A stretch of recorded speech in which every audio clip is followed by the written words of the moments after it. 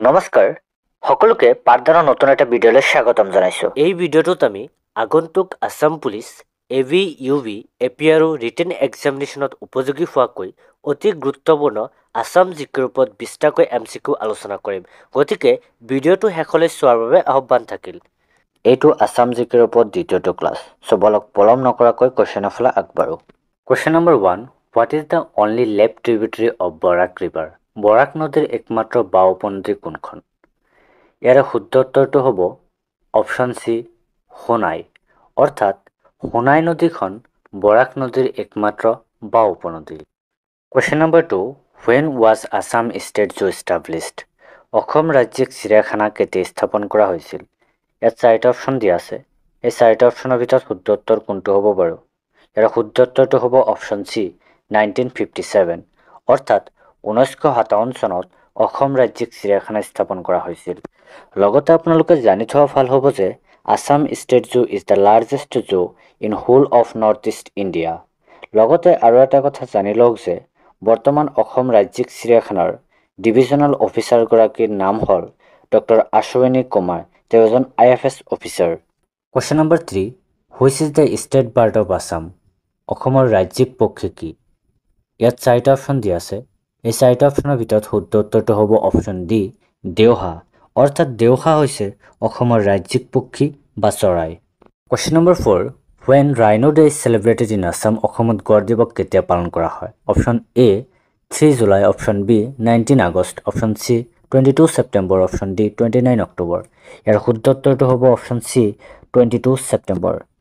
ইয়াত আৰু এটা কথা জানিবলগীয়া কথা যে এই দিনটো officially state board for wild লাইফৰ 10তম মিটিঙত গ্ৰহণ কৰা হৈছিল, যাৰ অধ্যক্ষতা কৰিছিল প্ৰাক্তন মুখ্যমন্ত্ৰী সৰ্বানন্দ সোণোৱালে।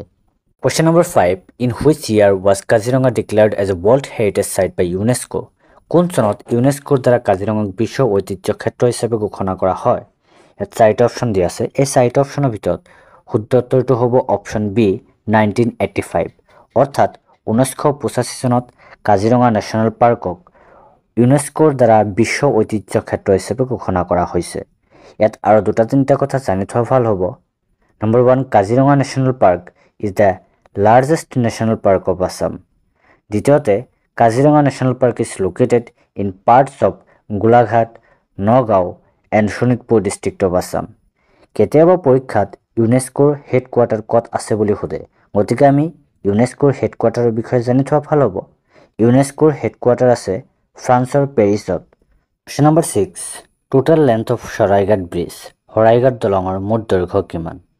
ইয়াত 4টা অপশ্যন দিয়া আছে। অপশ্যন এত আছে 1.49 কিলোমিটাৰ, অপশ্যন বিত আছে 2 কিলোমিটাৰ, অপশ্যন চিত আছে 1.94 কিলোমিটাৰ আৰু অপশ্যন ডিত আছে 2.30 কিলোমিটাৰ। ইয়াৰ শুদ্ধ উত্তৰটো হ'ব অপশ্যন এ, 1.49 কিলোমিটাৰ।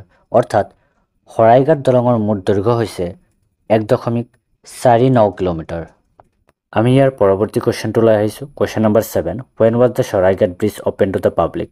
শৰাইঘাট দলংখন কেতিয়া ৰাজহুৱাভাৱে মুকলি কৰা হয়? ইয়াত অপশ্যন এ দিয়া আছে 15 এপ্ৰিল 1966, অপশ্যন বিত দিয়া আছে 15 এপ্ৰিল 1963, অপশ্যন চিত দিয়া আছে 7 জুন 1936, অপশ্যন ডিত আছে 7 জুন 1963। আপোনালোকে এনে কুৱেশ্যনৰ শুদ্ধ উত্তৰ বাছি উলিয়াত সদায় সাৱধান হ'ব আৰু খুব মনোযোগেৰে অপশ্যনবোৰ পঢ়িব, কিয়নো এনে কুৱেশ্যনত কনফিউজ হোৱাৰ খুবেই সম্ভাৱনা থাকে। ইয়াৰে শুদ্ধ উত্তৰটো হ'ব অপশ্যন ডি, 7 জুন 1963। অৰ্থাৎ 7 জুন 1963 চনত শৰাইঘাট দলংখন ৰাজহুৱাভাৱে ৰাইজৰ বাবে মুকলি কৰি দিয়া হৈছিল। Question number 8, what is the total length of the Dhola Sadiya bridge? Dhola Sadiya ব্ৰিজখনৰ মুঠ দৈৰ্ঘ্য কিমান? ইয়াত 4টা অপশ্যন দিয়া আছে। এই অপশ্যনবোৰৰ ভিতৰত শুদ্ধ উত্তৰটো হ'ব অপশ্যন চি, 9.15 কিলোমিটাৰ। অৰ্থাৎ ধলা শদিয়া দলংখনৰ মুঠ দৈৰ্ঘ্য 9.15 কিলোমিটাৰ।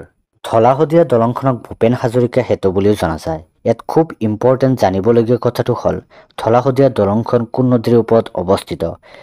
ধলা শদিয়া দলংখন লোহিত নদীৰ ওপৰত অৱস্থিত, যিখন ব্ৰহ্মপুত্ৰ ৰিভাৰৰ এখন মেজৰ লেফ্ট বেংক ট্ৰিবিউটাৰী হয়। আৰু ধলা শদিয়া দলংখনে অসম আৰু অৰুণাচল প্ৰদেশক কানেক্ট কৰিছে, মনত ৰাখিব। Question number 9, where is the epicentre of the 1950 earthquake? 1950 চনৰ ভূমিকম্পৰ মূল কেন্দ্ৰ ক'ত আছিল? আমি বহুতেই ককা আইতাৰ মুখত শুনিছোঁ যে অসমত 1950 চনত ডাঙৰ ভূমিকম্প হৈছিল। এই ভূমিকম্পৰ মূল কেন্দ্ৰ ক'ত আছিল কোৱেশ্চনটোত তাকে সুধিছে। ইয়াৰ শুদ্ধ উত্তৰটো হ'ব option C Arunachal Pradesh. Question number 10 what is the percentage of total forest in Assam? অসমৰ মুঠ অঞ্চলত কিমান শতাংশ বনাঞ্চল? অৰ্থাৎ অসমৰ কিমান শতাংশ অঞ্চল বনাঞ্চলে আগুৰি আছে তাক সুধিছে। ইয়াৰ শুদ্ধ উত্তৰটো হ'ব অপশ্যন চি 34.21%। অৰ্থাৎ অসমৰ মুঠ অঞ্চলৰ 34.21% বনাঞ্চলে আগুৰি আছে। আপোনালোকে যদি আছাম জিকেৰ ওপৰত আমাৰ প্ৰথমটো ক্লাছ নাই চোৱা তেন্তে ডিছক্ৰিপশ্যনত লিংক দিয়া থাকিব, আপোনালোকে তাৰ পৰা চাই ল'ব। এতিয়া পৰৱৰ্তী কুৱেশ্যনটোলৈ আহিছোঁ। Question number 11 Bhupen Hazarika won the national award for best music director for which film? Bhupen হাজৰিকাই কোনখন চলচ্চিত্ৰত শ্ৰেষ্ঠ সংগীত পৰিচালনাৰ বাবে ৰাষ্ট্ৰীয় বঁটা লাভ কৰিছিল? ইয়াত চাৰিটা অপশ্যন দিয়া আছে। অপশ্যন এত আছে বৃষ্টি, অপশ্যন বিত আছে মন প্ৰজাপতি, অপশ্যন চিত আছে চামেলি মেমচাপ আৰু অপশ্যন ডিত আছে নন অফ দিছ। এই চাৰিটা অপশ্যনৰ ভিতৰত শুদ্ধ উত্তৰ কোনটো হ'ব বাৰু? শুদ্ধ উত্তৰটো হ'ব অপশ্যন চি চামেলি মেমচাপ। অৰ্থাৎ ভূপেন হাজৰিকাই 1975 চনত চামেলি মেমচাপ নামৰ চলচ্চিত্ৰত কৰা শ্ৰেষ্ঠ সংগীত পৰিচালনাৰ বাবে ৰাষ্ট্ৰীয় বঁটা লাভ কৰিছিল। Question number 12 who is considered as father of Assamese prose? কাক অসমীয়া গদ্যৰ জনক হিচাপে গণ্য কৰা হয়? অপশ্যন এত আছে শংকৰদেৱ, অপশ্যন বিত আছে মাধৱদেৱ, অপশ্যন চিত আছে ভট্টদেৱ, অপশ্যন ডিত আছে হেম সৰস্বতী। এই চাৰিটা অপশ্যনৰ ভিতৰত শুদ্ধ উত্তৰটো হ'ব অপশ্যন চি ভট্টদেৱ। আমি সকলোৱে জানো অসমীয়া গদ্যৰ জনক ভট্টদেৱক কোৱা হয়। Question number 13 where is Hazrat Azan Pir Dargah located? Hazrat Azan Pir Dargah ক'ত অৱস্থিত? ইয়াত চাৰিটা অপশ্যন দিয়া আছে। এই চাৰিটা অপশ্যনৰ ভিতৰত শুদ্ধ উত্তৰ কোনটো হ'ব বাৰু? শুদ্ধ উত্তৰটো হ'ব অপশ্যন ডি শৰাগুৰি চাপৰি শিৱসাগৰ। এই আজান পীৰ দৰগাহত কি কৰা হৈছে? অসমৰ বিখ্যাত ইছলাম ধৰ্মৰ প্ৰচাৰক চুফি সাধক আজান ফকীৰক কি কৰা হৈছে? কবৰস্থ কৰা হৈছে। ইয়াত আৰু দুটামান কথা জানি থোৱা ভাল হ'ব যে আজান ফকীৰ 1630 চনত সুদূৰ বাগদাদৰ পৰা অসমলৈ আহিছিল আৰু তেওঁৰ প্ৰকৃত নাম আছিল Hazrat Shah Syed Mainuddin. Question number 14 who celebrates Shaon Puja? Shaon Puja কোনে পালন কৰে? Option A tea community, option B Deori, option C Tiwa, option D none of this. ইয়াৰ শুদ্ধ উত্তৰটো হ'ব অপশ্যন বি দেউৰী। অৰ্থাৎ দেউৰীসকলে কি কৰে? শাওন পূজা পালন কৰে। Question number 15 who celebrates Bushu festival? Bushu উৎসৱ কোনে পালন কৰে? Option A Dimasa, option B Saraniya Kachari, option C Karbi, option D none of this. ইয়াৰ শুদ্ধ উত্তৰ কোনটো হ'ব বাৰু?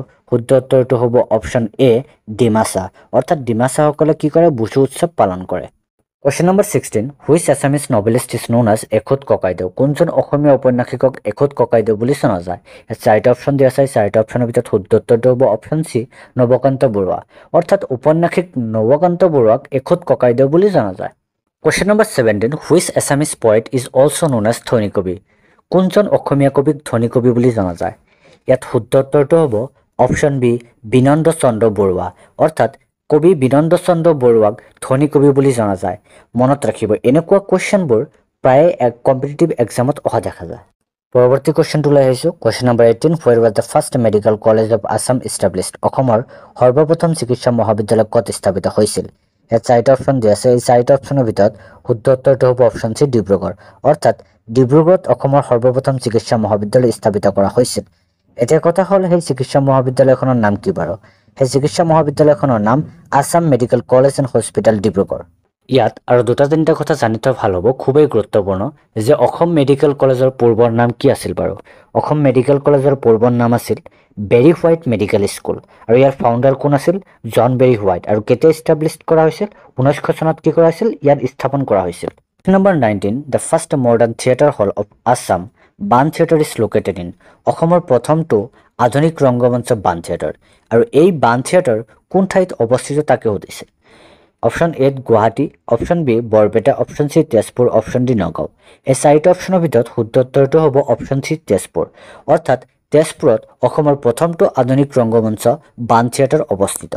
পৰৱৰ্তী কুৱেশ্যনটোলৈ আহিছোঁ। Question number 20 on whose birthday is Abhiruchi sports day celebrated in Assam? কাৰ জন্মদিনত অসমত অভিৰুচি ক্ৰীড়া দিৱস পালন কৰা হয়? ইয়াৰ শুদ্ধ উত্তৰটো হ'ব অপশ্যন এ ভোগেশ্বৰ বৰুৱা। অৰ্থাৎ ভোগেশ্বৰ বৰুৱাৰ জন্মদিন 3 ছেপ্টেম্বৰ তাৰিখে অসমত অভিৰুচি ক্ৰীড়া দিৱস পালন কৰা হয়। ইয়াত আমি আৰু জানি থোৱা ভাল হ'ব যে ভোগেশ্বৰ বৰুৱা নৰ্থ ইষ্টৰ ভিতৰত অৰ্জুন বঁটা পোৱা প্ৰথমজন ব্যক্তি আছিল আৰু 1966 চনত বেংকক এছিয়ান গেমছত 800 মিটাৰ দৌৰত তেখেতে গ'ল্ড মেডেল লাভ কৰিছিল। He was the first Assamese to win a gold medal in international event. আকৌ নতুন কন্টেন্টৰ সৈতে নতুন ভিডিঅ' এটাত লগ পোৱাৰ আশাৰে আজিলৈ ইমানেই। থেংকছ ফৰ ৱাচিং, কিপ লাৰ্ণিং উইথ পাৰ্দান।